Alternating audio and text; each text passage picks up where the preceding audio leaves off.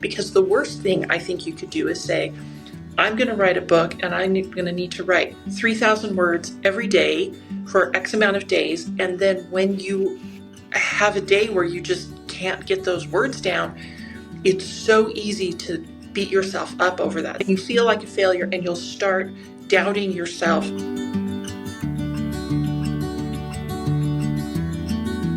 Well, I am so glad that you were able to make it tonight, Lisa. Thank you. I'm excited to talk to you. It's been forever since we've actually talked in person.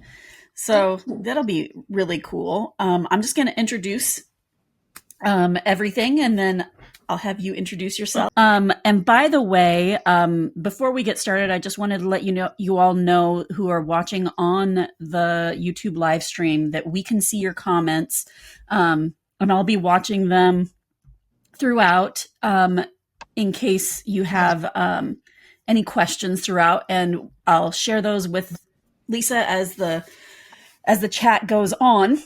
But I just want to introduce myself first. I am Stacy Whitman. I am the founder and former publisher of 2 books, an imprint of Lee and Low. It feels really weird to say former. I'm now an editor at large, and I'm also the owner of the Curious Cat Bookshop, which is where we're coming to you from, the Curious Cat Bookshop podcast. In person, we're at 386 Main Street in Winstead, Connecticut. That's up in the northwest corner of Connecticut. So if you're local, we'd love to see you. If you are local, I'm just going to do a quick rundown of things that we have coming up. Tomorrow night, we have a puzzle night because January is National Puzzle Month. Next week, we have Beth Rebus right here on this YouTube channel as well. So if you love science fiction and fantasy, if you love Star Wars, and if you love young adult books, that's what we're going to be talking about with Beth Rebus. And if you need a link to it, go to curiouscatbookshop.com/events and scroll down and you'll find the link there. We have story time every Friday morning at 11. Next Wednesday night, we're going to have a new thing. We're going to start a writing group here in person at the store. We've got book clubs. This month, we have our first official meeting of our kids book club, which we're reading the one and only Ivan for. And for adults, we have our Read the Rainbow book club, which is the 7 Husbands of Evelyn Hugo this month, and Assistant to the Villain for our other book club. And we do a silent book club the last Wednesday of the month. And if you are interested in our book clubs, we've also got a lot going on for the next couple of months. I'm going to be having those put up on the website this weekend. So keep an eye out for what we've got coming up. And so while many of you are not local to us, we do ask that if you love this conversation tonight and want to buy the book, please order it from us. You can order online at curiouscatbookshop.com for home delivery, and you can pick it up in store if you want, if you're local. Okay, so speaking of the book. I have mine too. The whole reason we're here. And Lisa is a little bit blurry. I think we've got connection issues, but we should be able to hear her. But I'm so happy to welcome my friend Lisa Mangum to the podcast. We've known each other forever, it feels like. Not in college, I don't think, because we went to different colleges. I was at BYU. I didn't leave BYU until 2001 because I took the long way around. So I think what was that? I went to the University of Utah, so we were at different colleges. Yeah, and then you started at Deseret Book while I was still in college because, like I said, I took the long way around. And I think we must have met like at an LTUE, which was Life, the Universe, and Everything. For those who don't know, it's a conference in Utah. I'm guessing because I don't know. It's been long enough that I don't even remember how we met, but we've been colleagues for a long time on parallel trajectories, and you've been at Shadow Mountain, and I've been everywhere. But you're also a writer. Yes. And so we're coming at this from 2 different perspectives when we're talking about your writing goals. And so you can come at this from giving advice as a writer, and you can also give advice as an editor. So introduce yourself and the book. Let us know how you got started in writing, how you got started in editing, and why you wrote this book, and so forth. Yeah. Well, like I mentioned, I went to the University of Utah for college, and I went determined to get a degree in English and to be a book editor. It is what I had always wanted to be. And and I did it in part because my mom was an editor. She was a magazine editor for most of her career. And so I knew that was a thing people did. I knew that was a job people could do. And it turned out I had a knack for it. And mom and I would always talk about the editing marks and how to develop an idea, storytelling. And she gave me, she was my first teacher and mentor when it came to creative writing.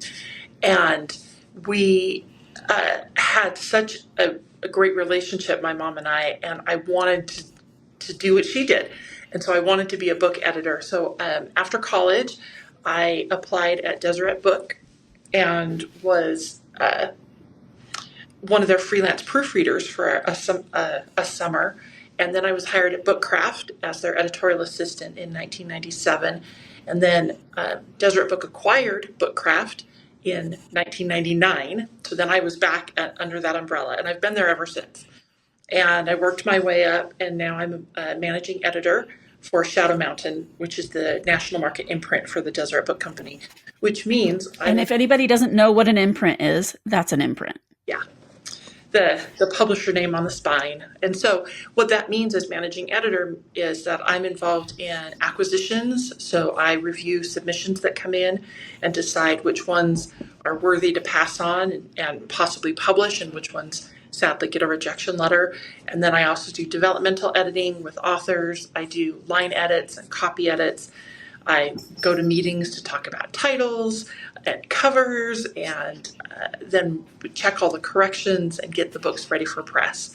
And I work on 12 to 14 titles at any given time because we work on multiple years at the same time. So there's always a lot. I never know what year it is. I know. Especially this time of year where I'm like, is it 24, is it 25, or is it 26? I don't remember. Maybe even possibly 27. It could be.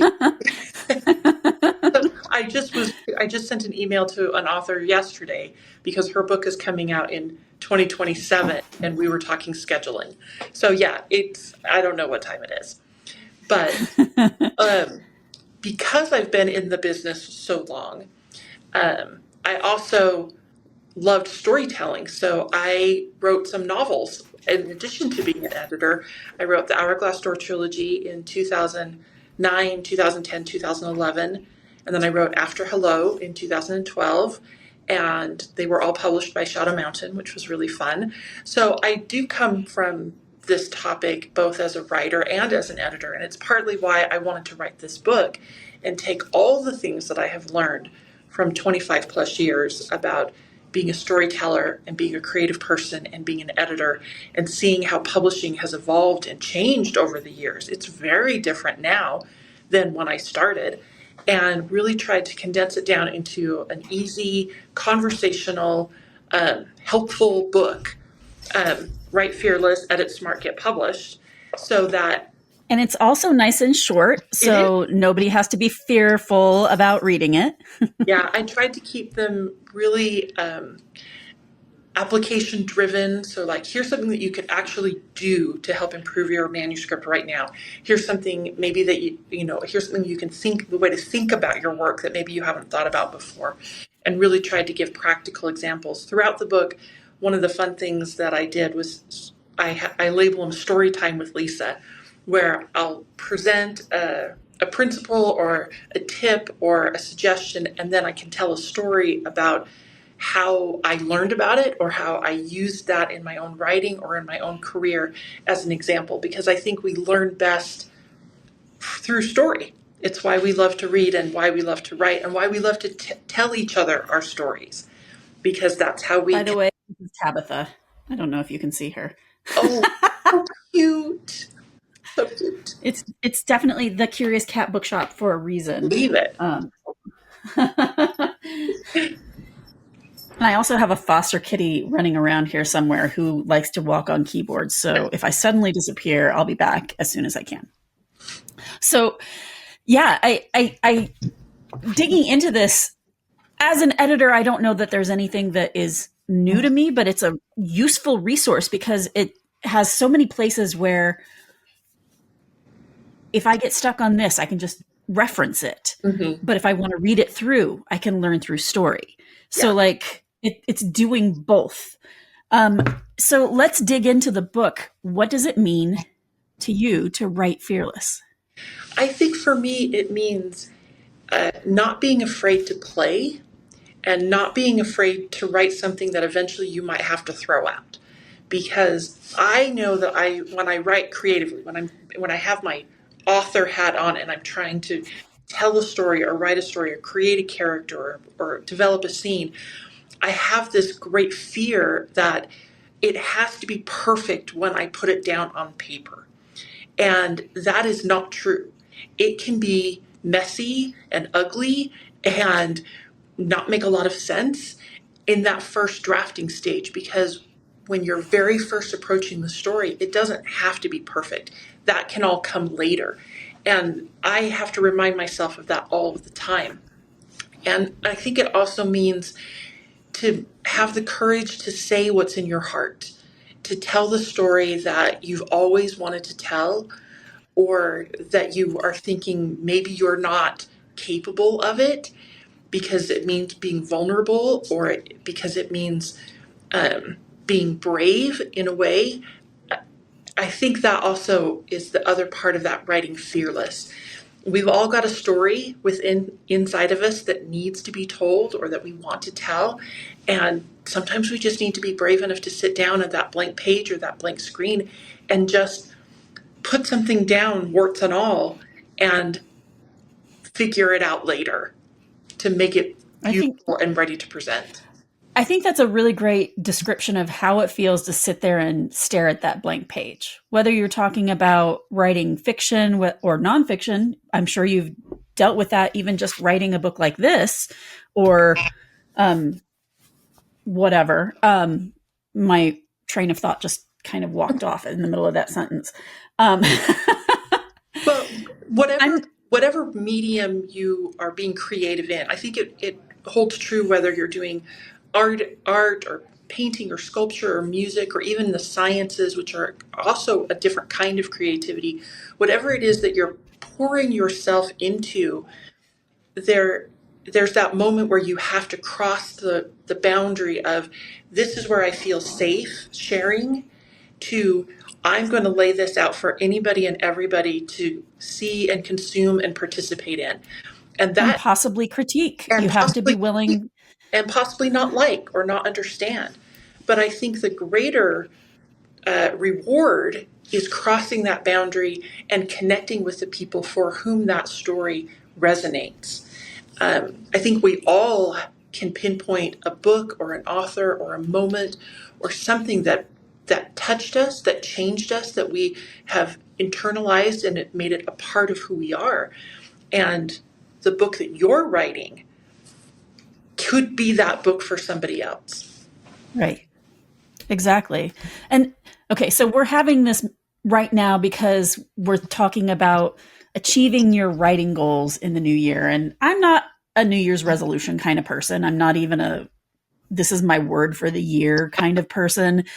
But New Year's is a time that many people, they pull out that pristine notebook that's too pretty to write in Mm-hmm. and they go, but what you were just talking about, the fear of the blank page of messing it up can make people freeze. And so what do you say to people when that happens? Besides, be willing to be messy. I think another part of it might even be willing to let yourself not show it to somebody for a Yeah. little while. Yeah, I think it's actually really smart to not necessarily show it to somebody right away, because it's still in the creation stage. It's still in that messy playground stage. I think a lot of people at the beginning of the year, like you said, we sit down and we're like, New Year, this is the year I'm going to write that book. This is the year I'm going to do it. And that is noble and that is a great place to start. But I think it's really important when setting goals to be realistic about your time and your process. And so you could say, this is the year I'm going to write a book, and then plan for it to take the whole year. Don't say this is the year I'm going to write a book and assume you're going to have it done at the end of January, because it could take you the whole year to actually just even get that first draft down, and that's fine. Um, it may take you longer than that. When you're looking at your schedule, when you're looking at your goals, when you're looking at your calendar, also take into account how much time you really have. When are your kids in school? Do you have family vacations coming up? Do you have more time to write at night than in the morning? Like, really look at your life and build the writing into those times and spaces where you have it available. Because the worst thing I think you could do is say, I'm going to write a book and I'm going to need to write 3,000 words every day for X amount of days. And then when you have a day where you just can't get those words down, it's so easy to beat yourself up over that. Say, well, now I've got to write To feel 6,000 like a words failure. tomorrow. Mm-hmm. And you feel like a failure, and you'll start doubting yourself and feeling like, well, maybe this isn't for me. So I think starting small and starting smart are ways to really get the momentum building in January, February, March, so that late as the year progresses, you have flexed those writing muscles, you've built them up, and to the point where maybe there are some days you could write 3,000 words or 5,000 words and really get in the groove. Exactly. Whitney actually just commented, I recently looked up the etymology of resolution and was so pleasantly surprised to see that it originally comes from the Latin to loosen or relax. I thought that was really interesting. That is interesting. I Because like that. I think that that kind of ties into what you were just talking about. Is it's not so much the way we use it now. I'm resolved. I'm going to go hard and go fast, but to allow yourself, like, let's go right into my next question, because this kind of ties into what you were just saying. You work full time, Mm-hmm. and yet you found the time to do a lot of things outside work. It's not just your writing. You go off to Disneyland every now and then, and you run or whatever. For me, as an editor, I've never really been able to separate out my creative brain with working with my writers versus my creative brain working on my own writing. I haven't written since I was laid off in '08. Mm. Other than, just a blog post here and there. I do short form, I do social media. It's not the same thing. But also, I'm starting a bookstore, blah, blah, blah.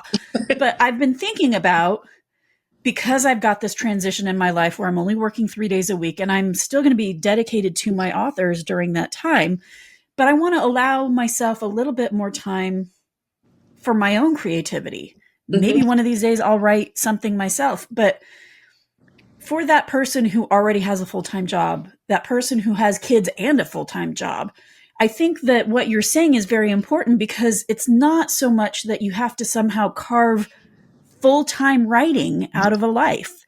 You Yeah. need to carve 10 minutes, 15 minutes. If you can carve an hour, great. And one thing that you said in the book that I think was a really interesting thing also was not write every day, but try to write every day. Can you Yeah. talk a little bit about that? Yeah. And that's actually what I was going to lead into, because I think one of the things that also makes it hard to shoulder the burden of a resolution, of a goal, of writing a book, which is a big thing, is that we think the only thing that counts is the word count, the actual number of words you put on a page, or the actual number of words that stay on the page after you've edited them or deleted them or rewritten them. But in reality, everything counts when it comes to this. And so trying to write every day counts. There may be some days where, in the middle of everything else that's going on, you only have 5 or 10 minutes to think through a problem. That's still working on your book. That still counts as working and writing your book, because it's such it's such a mental activity that is long term.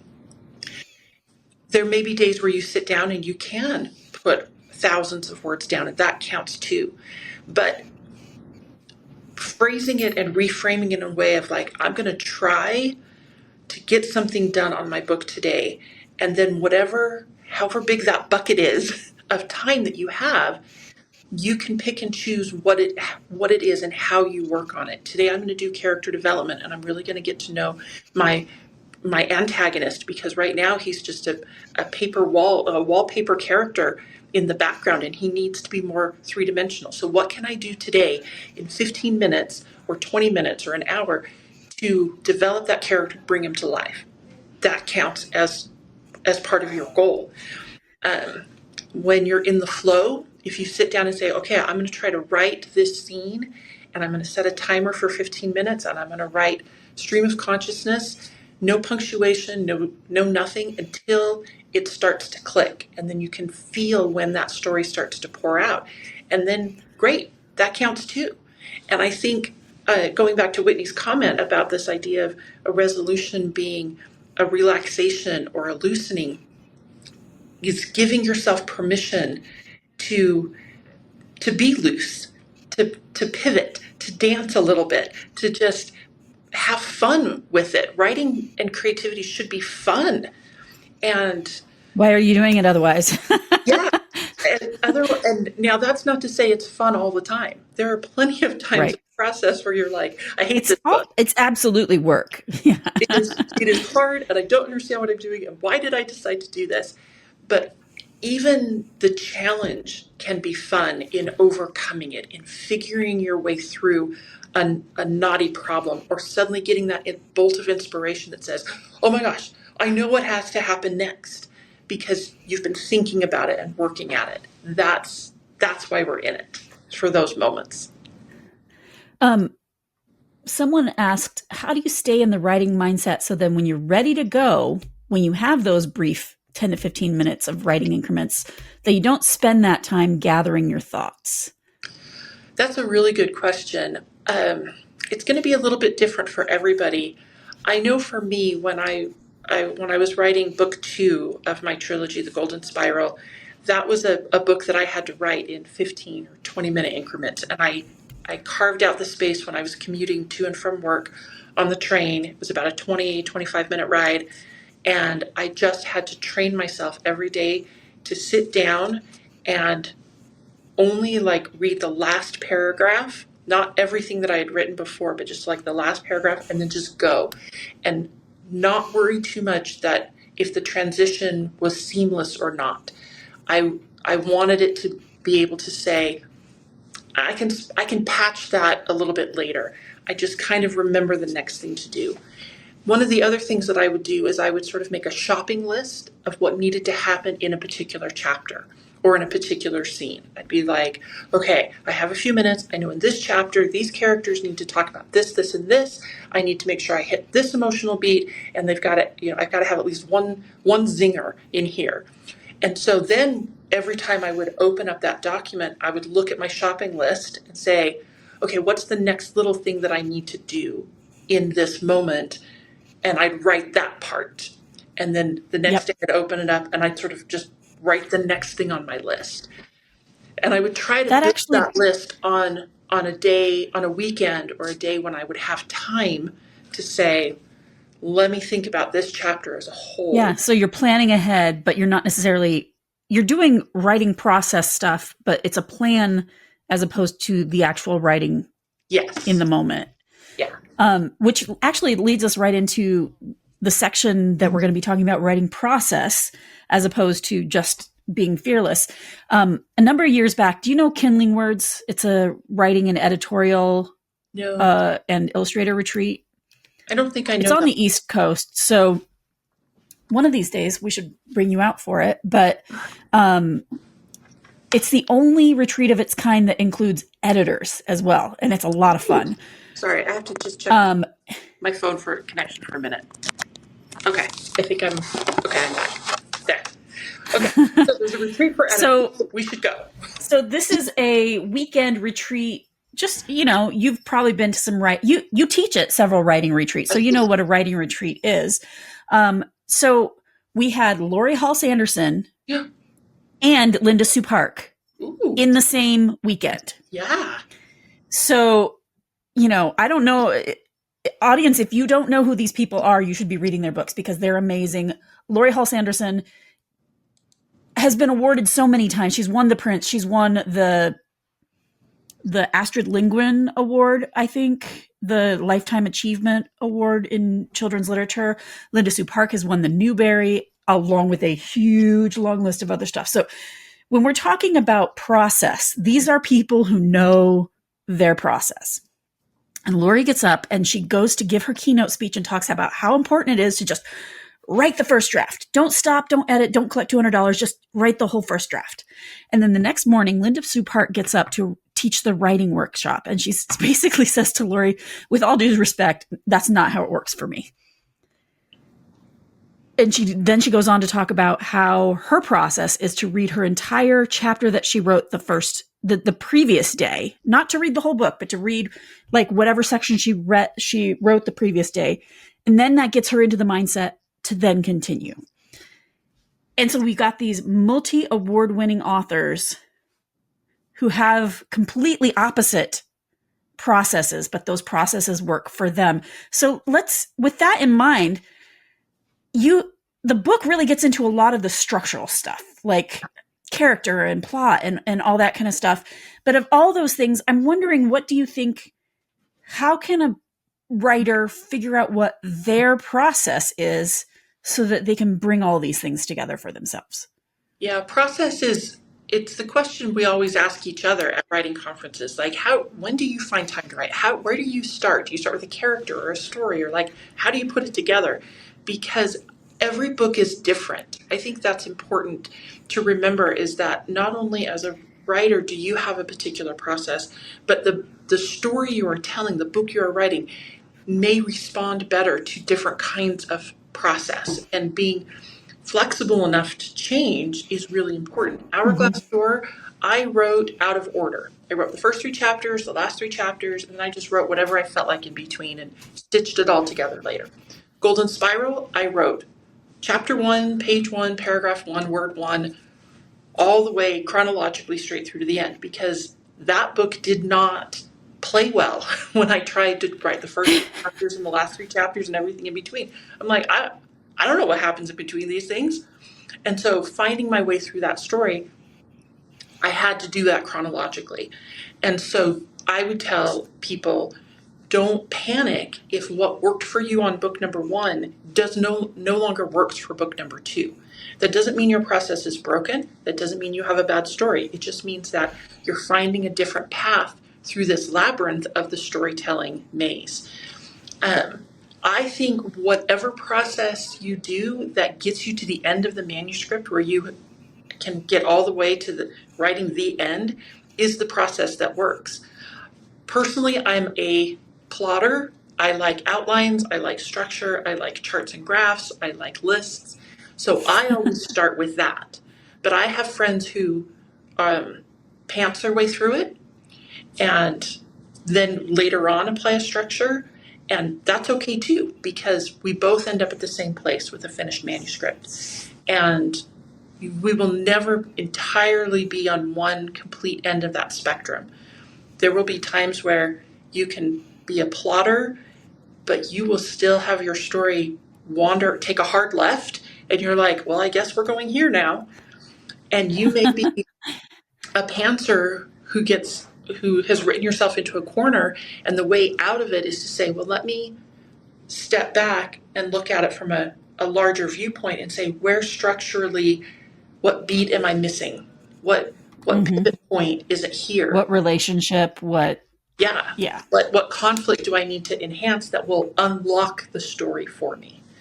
And that, I think, comes back to why it's fun and why it's playful, because you get to try a lot of different things. You get to try a lot of different mediums. It's painting with a number of different brushes and a number of different colors to get the result you want. So I think you might have known back in the day, before you even got into Supernatural, how into Supernatural I was. And then you took it and ran with it, and you kind of blew everybody else who was in your friend circle who is into Supernatural completely out of the water. It's my favorite show. It's among my favorite shows, but it's not my favorite the way it's your favorite. And I do believe you wrote a whole book about I did. what you could learn from Yeah, Supernatural storytelling wise. yeah. So I'm wondering, for the people who love a series like that, my example for years and years with my authors was Buffy, Mm, because it was I was working at Wizards of the Coast and I was doing all of these long series within series within series. Dragonlance The New Adventures and Dragon Codex books, you had to know the entire history of Dragonlance to be able to work within this, but also you had to create a little arc, little arc, little arc. Anyway, so I would love for you to tell us briefly what that experience of really diving into Supernatural taught you about your own writing and editing, and what you think, like, breaking apart some other story can help a writer in their process. yeah, Supernatural is my favorite TV show. Like, full stop. I hadn't planned for that to be my favorite TV show. It You really dove in. I watched 11 seasons in 33 days. I don't know what to tell you. I fell into the ocean and here I am.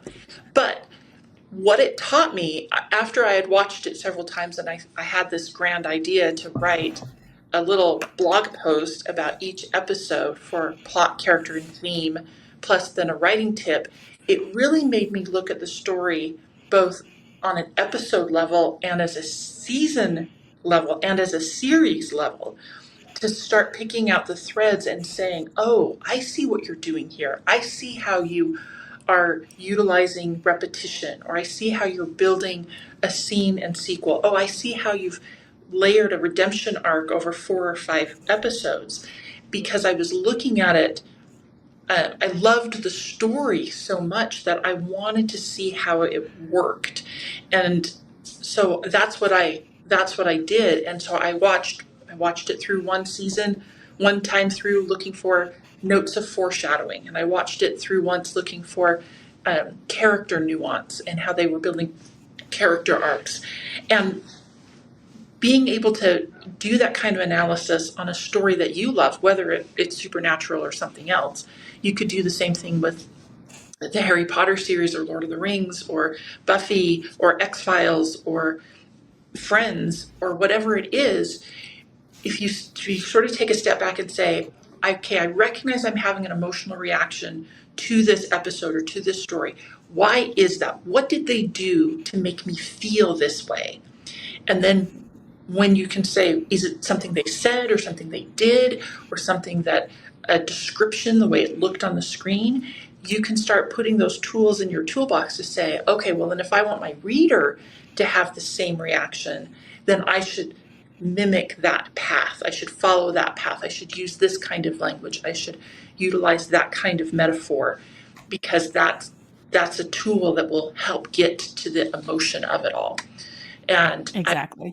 I accidentally wrote 1,200 pages about Supernatural in 6 months. So, what's the big? Accidentally, kind of like Brandon Sanderson accidentally writing Yeah. a middle grade book in the middle. And then in the rest of the book, not in the, more like in the middle of the book, you've given us some math equations. We get a Yes. whole chapter on voice. Yes. And I love that you included a chapter on writing endings, because so often writers, they rewrite and they workshop those first 3 chapters, but they don't do a whole lot of work on the middle and the end.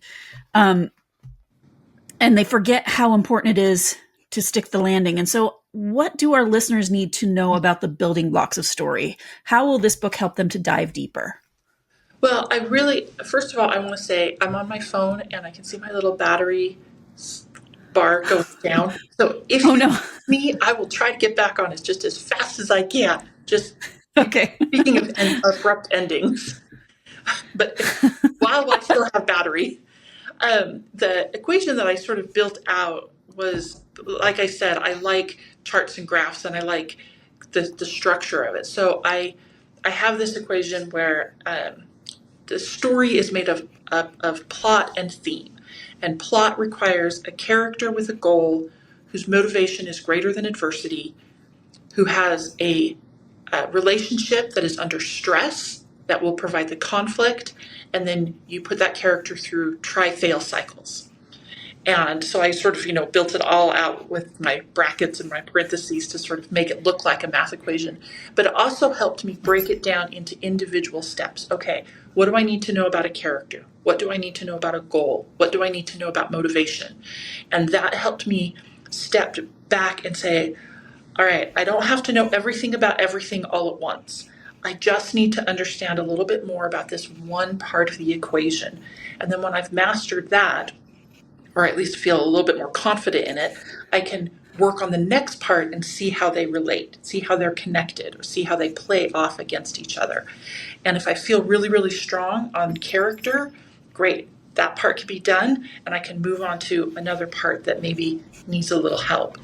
And then that way, again, we've broken it down into digestible, achievable. You don't have to do everything at once. You do not have to do everything at once.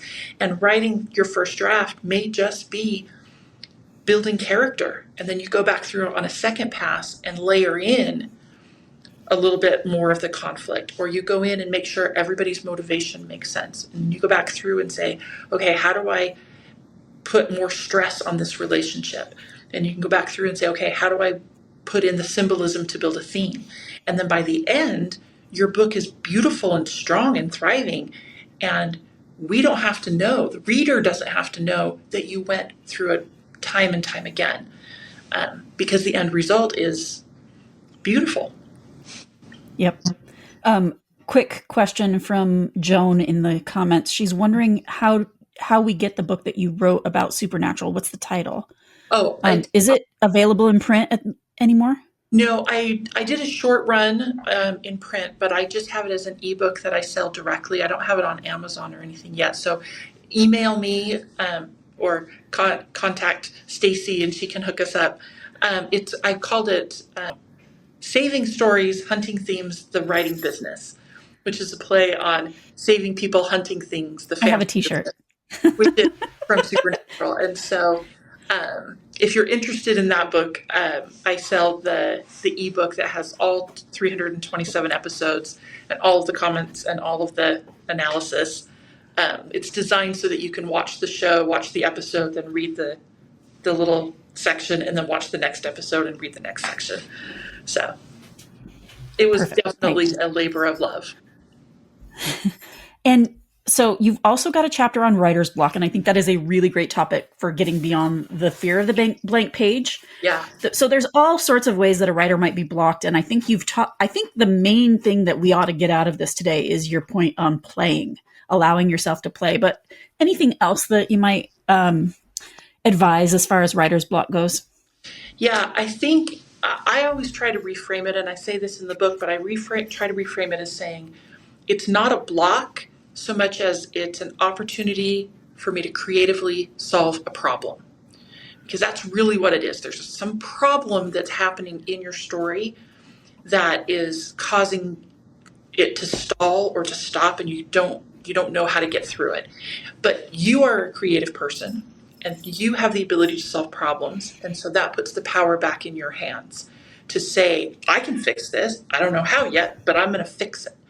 And the different ways you fix it can be part of that play. One of the things that I really like to do when I'm stuck like that is I will change up the place that I write, even if it's just moving to a different room in my house, or I will change up how I write. If I've been on the computer for a really long time, I will try to write the next part by hand. I think that's a really important one for people who work on the computer a lot. Yeah. Like even like I read for a living. I read on the computer most of the time. I'll developmental edit, and we're going to talk about editing in a moment, on paper so that the line edit feels like a different part of the process. Mm-hmm. But when I'm reading, it's all audiobooks because I need to switch it up as far as that goes, or I'm just going to be fatigued. And I think what you're saying about the writing process is very similar. Change up your process so that it feels refreshing to you. Even sometimes as simple as changing the font on your screen can do something to your brain to say, oh, this looks different. I'm interacting with it different. Oh my gosh, suddenly I see something I hadn't seen before. And that's a fast change. And if you don't like it, you can always change it back. But anything that can kind of break up the how you see, how you hear, how you actually write it with a keyboard or with pen and paper can be a way to get around that writer's block. Some of the other ways, of course, are then digging into maybe there's a problem with your character development. Maybe there's a motivation that is unexplained. Something that's bigger or more concrete that you can dig into and say, oh, yeah, that doesn't work. I have a huge plot hole here. Let's fix that, or let's take that, or let's move it over here, and actually change up the structure of your story. And I think that Jessica has a really great question as we move to the revision part of the discussion, because her question is, at what point in going through your book to improve do you decide that it's done? I've edited books to death by trying for perfection. And I think that your whole book is kind of about getting past that fear of perfection. So let's talk about revision. And also, how do the writers that you know approach the process of editing yourself in the first place? Yeah, so revision, I think, is actually where a lot of the actual writing comes into play. First draft is running around the playground without any rules, on the swings, on the slides, it's all fun. And then revision is now you're at like the Olympics, and there are rules and there are judges, and you're trying to get everything just so. But the important thing to remember is that you will never be done, and it will never be perfect. So don't hold out hope for that. I published Hourglass Door, and I loved it, and it was amazing, and I opened it up, and I realized that there was a mistake on the first page. I had used the wrong word on the first page of my book. And I was like, oh, okay, well. But I can tell you as an editor, and I'm sure you can as well, that we also are kind of like, I want more time with this. Yeah. Like, we're constantly striving for perfection on the editing side as well. And yeah. So my advice is when I think about that question of how do I know when I'm done? How do I know when I can move on? You have to let go of this idea that it will somehow be perfect before you send it out, because there will always be problems there will always be mistakes in it. And it's just a degree of embarrassing mistakes or technical mistakes. And for me, if you are still building the house, if you're still building a room for a character or a second level of your plot or doing the landscaping of your setting, you are still in that process of revising. But if you're just rearranging the furniture, if you're hanging up blue curtains instead of green curtains, if you're fussing with commas, if you're just debating the merits of brown over chocolate, then you're done. You're done, friend. Send it out. Do the thing. Because you could spend your whole life just fussing with those small things. And the point is not to do that. The point is to write it and get it out and let other people read it and see it and experience it. I also always recommend giving yourself space before you revise. If you've just finished your first draft, you've got to let yourself have space to have new eyes on it. The whole point of an editor is to have a separate pair of eyes on your manuscript, like that can give you good feedback as the first reader. And the same goes for editing yourself, that if you're going into it immediately, I mean, it can be, oh, I meant to do that thing. I'm going to go back and fix that thing. That's great. But when you're talking about something as big as a full-length novel, you have to have a little bit of space between it before you dive into it with the revision goggles on. And that's because your brain will very helpfully fix the things that are wrong with it. Your brain will say, oh, I will put in the missing word here. Oh, I know what you meant to spell here. Oh, yeah, I remember what I was thinking about, even though it's not on the page. And so you have to get that hot mess poured out of your brain, and you have to let it cool so that when your brain comes back to it, it's looking at it with fresh eyes. It's looking at it and with a more critical eye to say, well, there's a word missing here, and I don't understand what that means, and this is misspelled. So that you Who is that person? Yeah, who came out of nowhere? person again? And why did they disappear at 7? I don't know. And so you're doing yourself a favor, and you're doing your brain a favor by setting it down, putting it in a drawer, closing the file, whatever it is, and giving yourself that space to rest, think about something else, consume other things, binge your favorite show, binge Supernatural, and then come back to it and be like, oh, now I can approach this and work with this in a much more technical, analytical fashion. And then you find those things. Yeah. And I think it's important that you point out in the book that being a writer and being an editor, whether you're talking about, an editor like you and me working at a publishing house or editing your own book, those are two different jobs. They're two different creative processes. Yeah, editing is still very much a creative process because I have to not only make sure what's on the page is correct and accurate and doing its job, but I also have to say what's not here that could be better. How can I help the author find their voice and strengthen their voice? How can I make sure that the reader experience will be seamless? And so at some point, and doing all of that without inserting myself as the editor into the process, because that's not my job. The author's name is on the book. It's the author's job, and I want the author to get all of the glory. And so I'm responsible to help say, well, maybe we could fix this here. Could you consider revising or rephrasing this? Did you realize that this is how this is coming across? Is that what you meant? And that it's a very different process than writing, but equally. Exactly. Which brings us to the get published part of your title. And you go a little bit into how the editing process works after you get acquired by a publishing house. Can you give us a quick summary of what that editing process looks like? Yeah, it'll be different at every editing house, and with every editor you work with, your mileage may vary across the path. But generally, what happens is after you've finished your manuscript, for most publishing houses, you will need to work with an agent. And so the process of finding an agent means that you write a query letter, which is 1 page, tells me everything I need to know about the book, which is daunting but doable.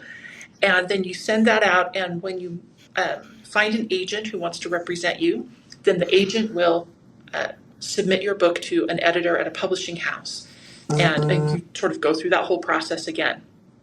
And then once an editor has acquired your book at a publishing house, then you'll get through, there's a number of approvals that have to happen within the company itself, based on content, based on financials, based on what other books we have on the schedule, marketing, publicity, availability, things like that have nothing to do, almost nothing to do with you or your book, but are all the business parts of it that you can't control. And then once all of those hoops have been jumped through and the editor now has your book and you're working together as a partnership, then you'll do developmental edits, which could have several rounds, and that's where the editor will say, Chapter 14 doesn't work. This character arc needs to be strengthened. It's all the big picture stuff. You'll do several of those rounds, and then you'll go into line editing, where you will look at every single sentence and every single word and decide, does it need to be tightened? Is this the best thing? And we'll do those rounds as well. And then the third layer is copy editing, which is the nuts and bolts. Commas, punctuation, spelling, making sure the typos, all of those things get cleared out, because editing is always that top-down process. You go from the very, very big to the very, very small.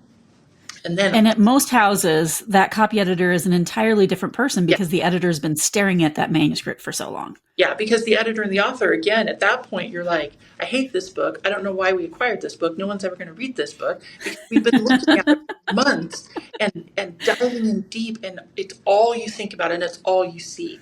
And so handing it off then to another person to do copy edits or to do a proofreading or to do another pass on it can also give you those fresh eyes to find the mistakes that have managed to make it through, which is why I tell people, don't worry that your manuscript isn't perfect or done when you submit it, because there are going to be layers and layers and layers and people upon people upon people to help you get it in better shape than when you submitted it.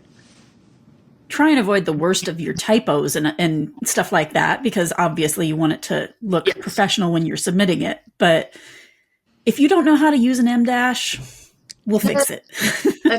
That's a fixable mistake.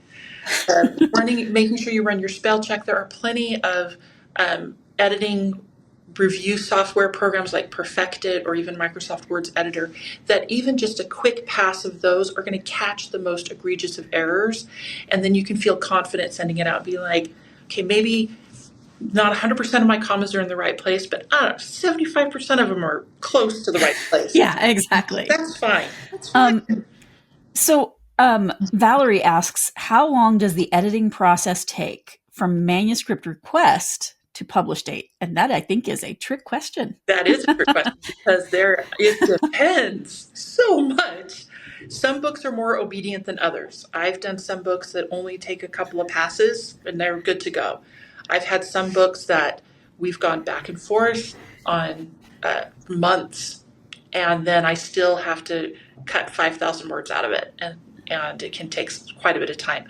For Shadow Mountain, I can give you sort of a general. Once we acquire a manuscript, once we say yes, we want to publish it, we try to have a good solid 4 to 5 months where we are working on the editorial part of it. And we want to have the book, we want to have a finished manuscript roughly a year before the release date of when we want it. So if we want a Christmas book to come out, so I want things in at least a year before its release date. So if we want something to come out in July, I want the manuscript at the very latest in the July before. Now, submission and acquisitions could take up to a year at times to do that as well. Mm-hmm. All right. And when you're talking about a New York house, a year before pub is when they're doing ARCs. Yes. Because they have to get everything out to, and for those who don't know, ARCs is the advanced reading copy that goes out to reviewers and promotional. And so we're at Lee and Low trying to get on that schedule so that we can send our books out to like whatever the most anticipated books of the year kind of thing. And so we're trying to get copy edited final copy to the design and typesetting team by a year before pubs so that we can have all of that done. So we're looking at a 3-year process at this point for some books. It's the other reason why when you're making a goal, there's a goal to write, there's a goal to edit, and there's a goal to get published. And those might take years for each step. They might not, but be prepared that the books we're saying yes to right now, we're scheduling for late 2026, 27, like we talked about at the beginning of the conversation. That's just how the business goes. Exactly. We're actually nearly out of time, so I think we've made it with your phone. Yeah. You mentioned a surprise for people who registered ahead of time. Yes. So if you registered ahead of time, if you're here on the call, and I'm going to let Stacy figure out how to pick a winner, but of everybody who's registered, you have now been entered, and somebody's going to win, and I will edit either your query letter if you're ready to submit, or I will review the first 5 pages of your manuscript and give you feedback, sort of developmental feedback on the first 5 pages of your manuscript. And so I wanted to give back a little to say thank you for coming to the podcast and for asking good questions and for being great writers. That is amazing. So I have all the emails of people who registered on the Eventbrite, and we can contact people on Facebook if they registered on Facebook as well. So we'll just do a random number drawing, and we'll let you know in the next week or so who won. Let me see if there are any more questions before we wrap up. You guys have had some really great discussion on the live stream, by the way. Thank you. One thing that I'm going to note as far as this live stream goes, I'm going to go ahead and leave this up because we've got some really great comments on the live stream that I think can be useful for each of you. But the connection has been really bad tonight as far as video goes, and it actually records locally for both of us. So I think we might have better video on Lisa's end when it uploads. So I'm also going to upload a slightly edited, I don't actually edit like the ums and ahs or anything, but I'm going to upload an edited version of it with, fingers crossed, better video. So just FYI, this is being recorded and will be on our YouTube channel. And I am working on the audio portion of the podcast because this is supposed to be a podcast, but I haven't gotten that far yet because, as I said, 2 jobs, etc. So it's still in process, but I will be letting people know on social media and our email list, etc., when that is available as well. But I'm looking at the comments and seeing if there's any more questions. And if you have any questions, now's the time, because there's also a little bit of a delay in coming from the YouTube comments over to the comments, because we've only got a few minutes left. So go ahead and ask your questions if you haven't yet. Whitney says, and once you tell yourself perfection doesn't exist, then you edit trying to get it as close to perfect that does exist. I like that. I think we've caught most of the questions. Lisa, do you have a website that you want to have people direct people to? One, but people can find me on Facebook. You can find me on Instagram at author Lisa Mangum, and on TikTok. I am now a TikToker, as the kids say. Kids don't say that. For however long that lasts, we'll see. I'm at author Lisa Mangum on those sites. I'm also still on X at Lisa Mangum. So you can grab me on the socials anywhere, and I'm happy to engage and answer questions or give advice, talk about books. It's my favorite thing. That's super perfect. And the book is Write Fearless, Edit Smart, Get Published. And you can order it at CuriousCatBookshop.com, or really anywhere books are sold. But I'm asking you, please order it from Curious Cat Bookshop if you haven't gotten it yet. And I think that's it. Oh, and CuriousCatBookshop.com, you can also follow us from there to all of our socials as well. We're on pretty much everywhere at this point, except for Twitter. And I'm going to call it Twitter till the day it finally dies. It will always be Twitter. Exactly. But thank you so much to everybody who joined us. We had a nice crew tonight. It was really great. And we really appreciate you coming here. And thank you so much, Lisa, for joining us. Thank you. It was delightful. Thank you. Bye, everyone.